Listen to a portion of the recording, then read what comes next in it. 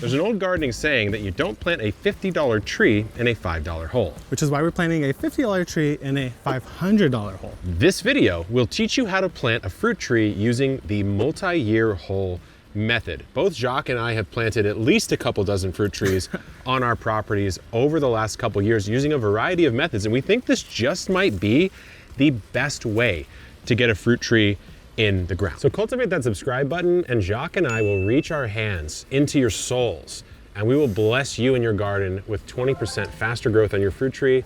And let's get to digging, Jacques. The first thing we did is actually water in the soil because this was real dry, way too dry. So we're gonna put the tree right there, and we're gonna be digging a 3-foot hole. This is gonna be a lot of work. It's a huge hole. Here's the thing, 3-foot hole, very non-standard for a fruit tree.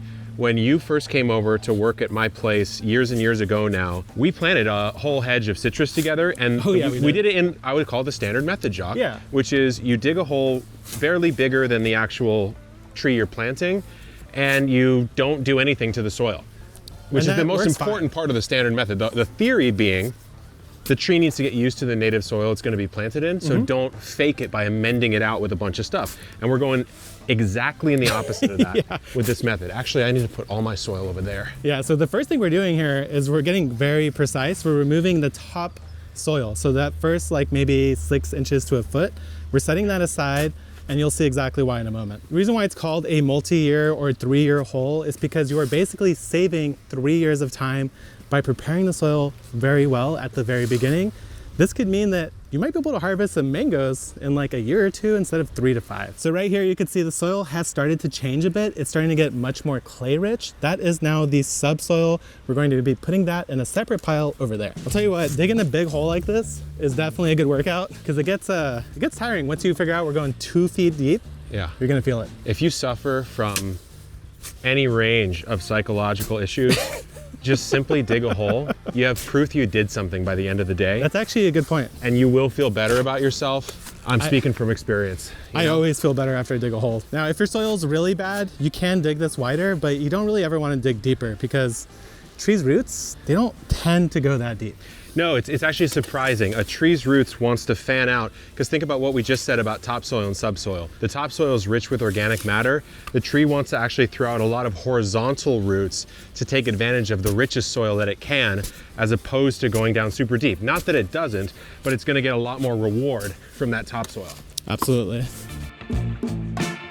So we dug our hole, and the next thing we want to do is fork the sides up a little bit. And what this does is it just prevents the roots, which will eventually make their way out here, to basically circle around a fake pot edge, because sometimes that soil can be very tough and it's like a sheer wall, and roots won't even really be able to get through it. So we're just loosening up those sides a bit.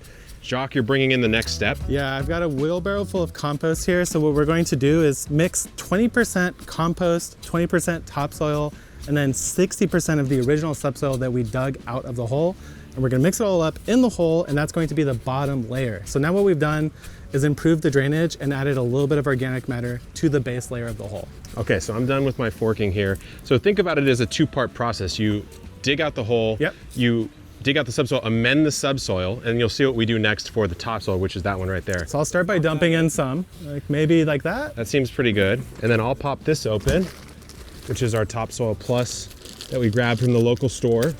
And if you don't want to buy it, you could just literally go take your shovel, scoop some soil off the surface of your garden somewhere, and just use that. Because think about what we were saying about topsoil, right? It has more organic matter, so we're throwing more organic matter that's well amended down into the bottom of the hole. The other thing it generally has is better drainage. Tends to be like more chunky stuff at the surface. Okay, the subsoil is done. We're now taking the topsoil and we're doing more. We gotta compact it first. All right, we gotta stomp. We gotta get in there and start stomping those grapes. All right, talk to me about why I'm doing this. So the reason why we're doing this is we just dug it all out. We added a bunch of organic matter. The main thing people will say is that you shouldn't put stuff like compost deep underground because it's just going to rot, break down, and then settle. But if we compact it severely like this, it's not going to actually settle that much. And we'll get all the benefits of that nice, rich soil down there for those roots to thrive in.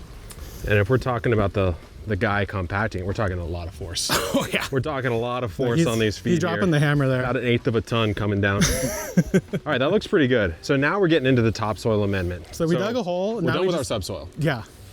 Now we go to the topsoil. Exactly. And the topsoil is 70% what we dug out, and then 30% compost. Oh, so I'll come in with the compost. So we don't even need any more topsoil. Nope, we can just use what we've got Oh yeah, here. because we have topsoil. We have actual topsoil. So I'll do about maybe that much. Yeah, and I'll throw some on top. Put some on top if we And need then it after. Now you could add some more, or unless we want to mix at stages, that might be easier. Yeah, probably a little easier to mix it. And by the way, this method is gonna work for pretty much any fruit tree. We're choosing a mango, which is not applicable, I know, to many of you watching, but you could do this with a peach, a pear, a citrus, anything like that. It's just I don't have mangoes on the homestead yet. I actually did it with a bare root peach tree, and that tree, let me tell you, grew faster than any tree I've ever seen. It looks like a 3-year-old tree, legit, after just 6 months. I was shocked, and that's what convinced me to try this out here at the homestead. No, it really does work. Now I go, what would my citrus hedge look like Exactly. if I had done that? So what we have here is our Malika mango, and Jacques got basically our saving grace. Now, if you're planting a fruit tree, especially a young one, and you have gophers of any kind or any digging pest, this is absolutely mandatory. It does not disrupt the tree's growth. It can go straight through it. This is a stainless steel mesh, a gopher mesh basically. And what you want to do is take the root ball, put it right in there, and that is going to prevent your gophers from getting to that core. They might still be able to nab these other things, and we'll do another video in the future on how to prevent gophers, but you have to put this on here. So we're putting it just a touch taller than the actual surface here, because what we want to do is put a little bit of our topsoil compost mix on, and then really it's the secret sauce. So here's the last bit of topsoil mixed with compost, and we'll get this hole filled in. So whenever you're digging out a big hole like this, don't feel bad about compacting. You're never gonna compact it too much because there's a lot of air that we introduce in the soil. So if you're wondering, hey, this doesn't really look like that nice looking of a hole, we haven't filled it up all the way. Well, you're right, we haven't. So we have the final step here. Remember how we said earlier on that fruit trees really like their feeder roots to be in that first few inches of soil? Oh, yeah. That's why, although we did put true fertilizer like compost in the actual 2-foot deep hole, we're gonna put a organic granular fertilizer. This is citrus tone. It's what we have right now. Any all-purpose is probably fine. Now this is the thing I didn't know, Jacques, and neither did you, I think. Yeah, no. Both of us are a little too timid, a little too shy. A little stingy maybe. You know? Come in, drop bombs. A lot. Drop bombs. Up to a pound. Yes. Half a kilogram. This is a new tree. It could use basically as much nutrients as you could give it. An organic based fertilizer like this isn't going to cause any major issues. This is going to be probably one of the biggest impacts you could make on your initial tree growth. Besides Absolutely.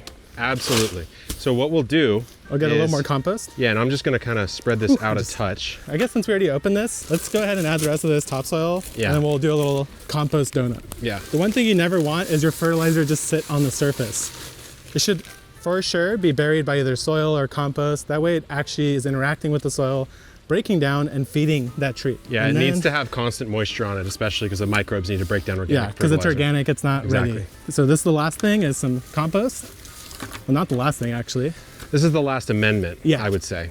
So we've created what's called the compost donut now. And as you might imagine, that is a halo around your tree. And the reason it's called a donut is because if you want to, and this is what I like to do, Jacques, is I do create a bit of a mound. Yeah. Why? Because that helps the water concentrate around the core of the tree, around that trunk, and it just kind of keeps it nice and tidy. Especially at the initial growth, this will help concentrate your water into your hole. The good thing is that since we dug a big hole, any water that gets here is going to want to drain into this hole, which is perfect for spraying because we're about to get some rain, which we desperately need. Yes, and if you thought this was it, it's not, because we have one final coating here. So the donut is complete, but what we have here, and you could use a lot of different options here, Jacques, but this is just micro bark mulch. It's like a hardwood mulch that's been shredded up. So this is not designed to be an amendment, at least not in the first couple of years. No. It's really just a covering. So now the donut, we're gonna say goodbye, because we're gonna be filling the donut up with our and we'll go all the way around micro bark. So now it's gonna look like a true mound, but of course it still will have that donut effect for the watering. And the only thing you wanna really be careful about is to not do this. You don't want your mulch up against the tree. You want it to actually be off of the main trunk, or else you could get rotting. And that actually happens to a lot of people. It's called a mulch volcano, and you see it in a lot of less professional installs out in the landscape. Donut, okay. Volcano, not okay. Absolutely not. You've just been bequeathed the knowledge to take a pretty basic fruit tree. We didn't overspend on this. This is a reasonable price you could find at any nursery. You could even plant a bare root fruit tree. This was a potted one. We've saved hundreds of dollars probably because we haven't bought a tree that is $350 and 3-4 years old, 6 feet tall to speed up its growth. But we've given it the ability to speed its own growth up by improving the topsoil, the subsoil, and creating a protective layer to lock in all that fertility that we have put in here. So Jacques, I would say mangoes at the homestead pretty darn soon. Just around the corner. Just around the corner. So if you want to see a little bit more on how we do fruit trees here at Epic Gardening, you can check our fruit tree playlist out here. You can actually order a selection of fruit trees from our store at shop.epicgardening.com. We've increased our citrus varieties we offer as well as some of our ornamentals. And until next time, guys, I will see you when I'm snacking on mangoes. Good luck in the garden and keep on growing.